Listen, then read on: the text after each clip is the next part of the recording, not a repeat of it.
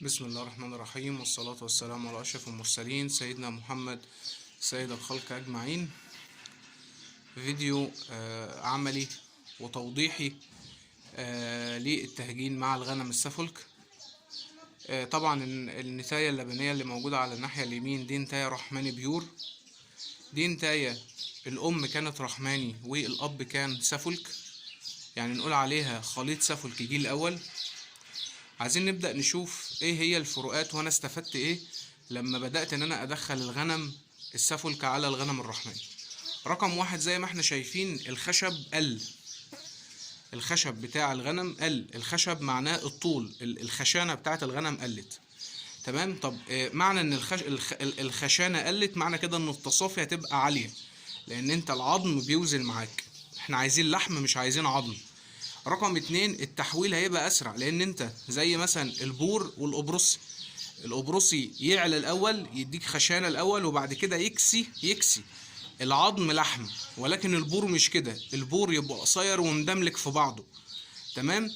فمش بيحتاج فتره عشان يكون لحم، لان هو العظم بتاعه بيبقى عظم قصير وعنده القدره ان هو يكتل الالياف العضليه بتاعته والعضلات بتاعته على العظم القصير ده. فلما تيجي تشوف التصافي، لا تلاقي التصافي بتاعة الغنم او بتاعة البور القصيرة والمدملكة من الارض اعلى من الحاجات اللي بتبقى عالية والحاجات اللي بتبقى خشن قوي، لان انت بيبقى عندك عظم كتير قوي في الجسم. تمام. يبقى زي ما انت شايف. تمام. يبقى انا عندي دي رحماني ودي السفلك جيل الاول. الام كانت رحماني والاب الام كانت رحماني والاب كان سفلك. تمام. العمر يعني تقريبا في فرق ما بينهم بتاع شهرين ولا حاجه. تمام. الوزن بتاعت دي تقريبا 40 كيلو، وديت انا وزنها تقريبا 35 كيلو، يعني الفرق مش كبير قوي. تمام. يعني اللي انت شايفه ما بين الغنمتين كشكل وكمظهر، لا انت تدي دي انها تبقى مثلا في الميزان اعلى منها 10 كيلو مثلا ولا حاجه، ولكن شوف دي تحس انها سفيفه من الارض، ويعني ما تديهاش الميزان ده، ولكن لما تحطها على الميزان تخدعك، لان هي غنمايه مكتله في بعضها، غنمايه تقيله. تمام. اللحم هنا مرصوص فوق بعضه، لحم مكتل. تمام. دي حاجه. يبقى اول حاجه الخشانه هتقل، وبالتالي اللي هو العظم بتاع الغنمايه هيقل، وبالتالي التصافي بتاعت اللحم هتبقى اعلى. ورقم اتنين، التحويل هيبقى اعلى، لان انا مش محتاج ان الغنمايه تبني الاول عظم وبعد كده استنى على العظم ده ان انا اكسيه لحم. لا، ده على الرغم انها قصيره من الارض وقريبه من الارض بدات انها ترص لحم، ترص لحم، وبالتالي التحويل هيبقى اعلى. تمام. زي ما احنا شايفين غنمتين ما شاء الله عليهم. تمام. الغنمتين ما شاء الله عليهم، اللهم بارك فيهم يعني.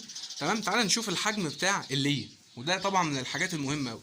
ما تيجي تبص هنا هتلاقي ان الطرف هنا بالنسبه للغنميه دي احنا مش هنقول عليه ان هو تقيل، ولكن هنقول ان هو طرف متوسط، بس هي طبعا عشان جبانه. تمام.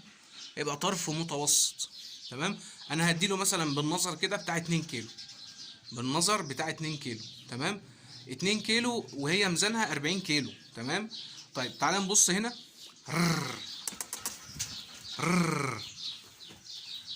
بص الفرق عامل ازاي. طبعا الغنمتين معلوفين ومقفلين لحم ما شاء الله عليهم، حاجه محترمه جدا. تمام. بسم الله ما شاء الله.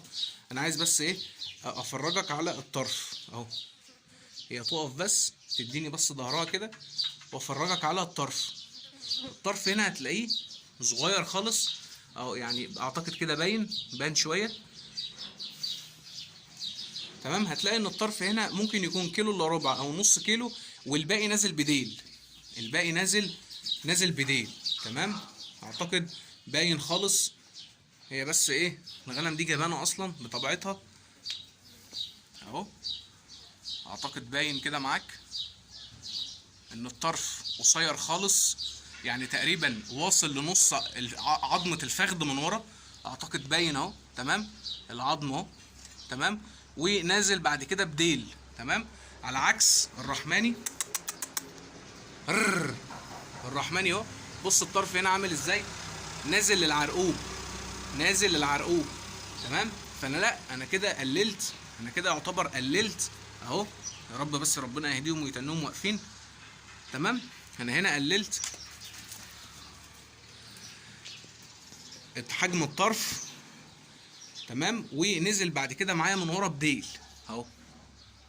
وخد بالك ان ده الجيل الاول. يعني ايه الجيل الاول؟